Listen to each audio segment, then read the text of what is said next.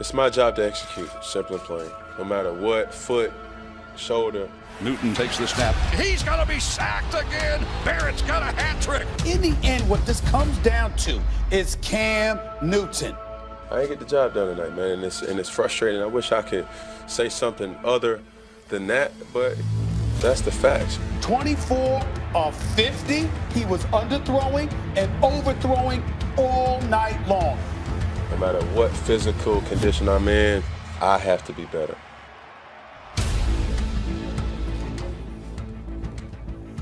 Good morning, everyone. Welcome into First Take. Thank you so much for hanging with us. Molly Karen Rose, Stephen A. Smith, Max Kellerman, and Mike Greenberg here with us, who's been holding us down all morning on Get Up. Hi, everyone. Morning. What's going on? How y'all doing? Good morning, everybody. What's going on? Good. Let's get it. A lot to get to. And we begin with the NFL in one, Cam Newton. The Panthers have officially released him. Stephen A., it's breaking news again. The move became necessary for Carolina after it officially completed the Teddy Bridgewater deal to clear from the books of the $21.1 million Newton was scheduled to count against the salary cap in 2020. Newton passed a physical in Atlanta on Monday, coordinated by the Panthers and his agency team, sources tell our Adam Schefter. In an Instagram post later Tuesday, Newton wrote, "I'm free and I am hungry." Max, let's not forget, this is a guy who's 16 months removed from playing the best football of his career, better than his 2015 MVP season. What are the chances the Panthers regret this? I'm so glad you brought that up, Molly. People forget that, and Stephen A. pointed out that I always said North Turner, right, at the time, and fine, that's true. But the fact remains, this guy became the MVP of the league. This guy was voted by his peers the #1 player in football. Brady was still getting it done. Aaron Rodgers was in his prime. Everyone, they said, his peers said, nope, Cam is better than all of them, won the MVP. And in that same season, took his team to the Super Bowl. Like, everyone's amazed by what Lamar Jackson did last year, right? But now he has to get over the playoff hump. Imagine Lamar Jackson's season this year, and he takes his team to the Super Bowl and is in the game, is competitive with a chance to win. That was Cam Newton. He was like, there aren't that many athletes that achieved the height he did. He looked like Mickey Mantle when he suddenly hit 50-something home runs in his mid-20s, and oh my God, he's like an American icon. That's what Cam Newton was, and how fast we forget because he didn't win that Super Bowl and because he was a different kind of player.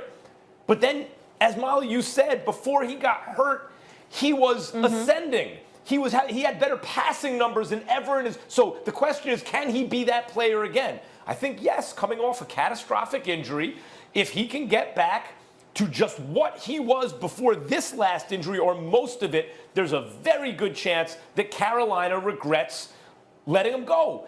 There are plenty of landing spots for him, but even a place like Washington or the Chargers or some place like that, if Cam Newton goes on to win double-digit wins, forget the passer rating and stuff like that. He's a different kind of player. You can't measure him just by normal stats, but you can look at the wins and losses of his team because he's been a one-man band for a lot of his career. I think there's a solid chance they regret this.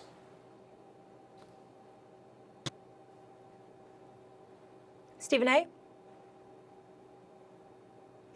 Greeny. Oh, Stephen A. has. Greeny, let's get you in here. Well, Stephen A. is having some technical difficulties. We'll get him right back. Yeah, we lost Steve's audio there, and bear with us, everybody. Obviously, we're working under unusual circumstances. I will say this. I don't understand what Carolina is doing at all. So when they hire a new coach in Matt Rule and they give him all of this long contract and all of this time to build something, I assumed that if they were going to move on from Cam Newton, it would be because they were going to find a way to move up in the draft one of the big quarterbacks that are in this year's draft, maybe Tua Tagovailoa, and start building around that. To move on from Cam Newton to go to Teddy Bridgewater struck me as a very curious move. And the only explanation for it that makes sense is that they know better than anyone else, because they've had him there, that Cam Newton is not going to go back to what he was a year and a half ago. Because if he does, then Max is obviously right. If he does, then Cam Newton was clearly the second most attractive quarterback that might have been available during this offseason behind Tom Brady, and considering his age, maybe even ahead of him. him. But Cam Newton a year and a half ago was way better than Ryan Tannehill, Teddy Bridgewater, Jameis Winston,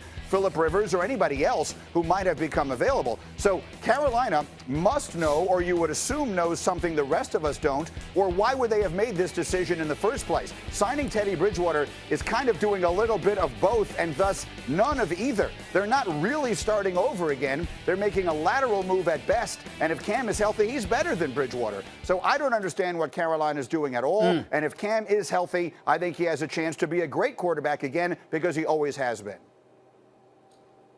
Well, first order of business, let me apologize to the audience. I couldn't hear anything. My sound and everything went out. So that's what I was telling everybody. I couldn't hear, couldn't see anything. Now I'm back to tell both of y'all are wrong. And here is why. Because y'all keep forgetting. First of all, excuse me, things are parallel or lateral moves when it comes to the Carolina Panthers. Greeny, with all due respect, that's patently false. The fact of the matter is Devin Funchess is now in Green Bay. Greg Olsen is in Seattle. You know, when you look at the Carolina Panthers, clearly they're moving in a different direction. They still have Christian McCaffrey, but the bottom line is it's not the same team. Even Kyle Allen is with the Redskins now, your backup that became a starter once Cam Newton went down. Look at what you have. It's not the same team. Things have changed drastically for the Carolina Panthers. So when I look at it from that perspective and you combine it with the fact that you got an owner in place that's really put his foot to the pedal, you got a new coach in place now that Rule is there, you got a new quarterback, you got a new tight end, all right, you got a new wide receiver. I'm sorry, that's not the same situation. And if that's not the same situation, I think if you're the Carolina Panthers, you can make the legitimate argument that indeed there are no regrets because we're relatively playing with house money. Cam Newton's presence there, all right, came with expectations. Without him there, you're hopeful for Teddy Bridgewater, but he's young enough where you can look towards the future in terms of immediate success. Christian McCaffrey is a stud, no question about that, but everything else around him is suspect right now. You've got players, you know, that are like Kuechly is gone and Davis is gone, and I brought up Olsen and Funchess already, and now Cam Newton. This is not the same team, so because of that, you're sitting back and you're saying, hey, excuse me, if we win a few games, so be it. If we don't, everybody understands we're moving in a different direction. The level of expectations isn't draped on our shoulders. And as a result, we can afford to go out there, modify things to some degree because it's going to be a bit different. This is not the same team from the owner to the coach on down. All of that stuff makes me say there are no regrets about Cam Newton here. That's not yet. I think that you're right, Stephen A. Mike, to your point, like, what are they thinking other than maybe he's damaged goods? I think when Tepper bought the team, he thought we keep getting to a certain place, we're good, but I want to try to be great. My hat's off to him. So he tore the whole thing down, got rid of a good coach, kind of remade the whole thing, and Bridgewater is a really good stopgap kind of quarterback. You can put him at the helm. He'll steady the ship. The culture will be good from the top down, from the quarterback position down. And either he'll get it done, or more likely, if he's not quite, get you over the hump Super Bowl quarterback, you'll have the right kind of thing in place that when you find that guy, you can slide him in. So the question with Cam in terms of their regret is, can he perform again at an exceptionally high level? I think he can, because right before this injury, as a slightly modified version of him, he wasn't, as physical as he was when he won the MVP. He was a better passer than he'd ever been. So even if he can split the difference between his MVP season's physicality and the passing under Norv Turner, that's a hell of a quarterback. And I think if the Panthers and Tepper see, boy, Cam Newton's making a deep playoff run as the best player on the team, I think they'll have regrets. Can I say one other thing? And that is that if there was ever a team that was set up to be tanking for Trevor, it would seem to be the Carolina Panthers. They are suddenly in the best division in the National Football League, where all the quarterbacks are old. Matt Ryan is the youngest quarterback that they will have to face this year in the division. You have Brady and Breeze, who will be a combined 84 years old when the season begins. The direction they could go is to trade away Christian McCaffrey and try and get all that you could in exchange for him, because having him is like putting fancy rims on a car with no engine. And the problem is they bring in Teddy Bridgewater, who's just unless good you're Bill enough, O'Brien trading him. Just good, exactly. But listen, Steve, Teddy Bridgewater makes them just good enough to not get the number one pick. You know what I mean? Like, you could have completely thrown it down to the studs.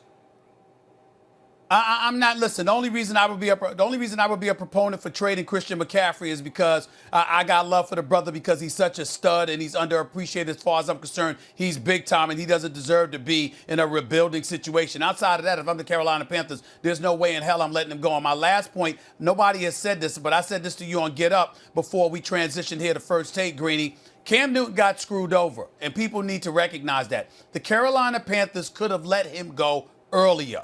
They did not have to wait to this late date after most of the teams made their decisions with quarterback positions open to decide that, you know what, we're going to let him go. They screwed him over. They should have done a better job by him. He deserved better from the Carolina Panthers than he received in terms of the late date with which they let him go. Fair enough. This is what I know. Wherever he goes, he needs to go somewhere with a good O-line because nobody's been contacted more in the NFL since 2011, passing or running, than one Cam Newton, and his body has certainly felt the brunt of it. Greeny, thank you so much for being with us. We will check you out tomorrow morning, as always, on Get Up, 8 to 10. Thank you. All right, when we come back here on First Take, we mentioned Tua. Could he end up going #1 overall? Could Tua become a Bengal? We'll answer that for you. Plus, what does Brady need to prove in Tampa to make this move all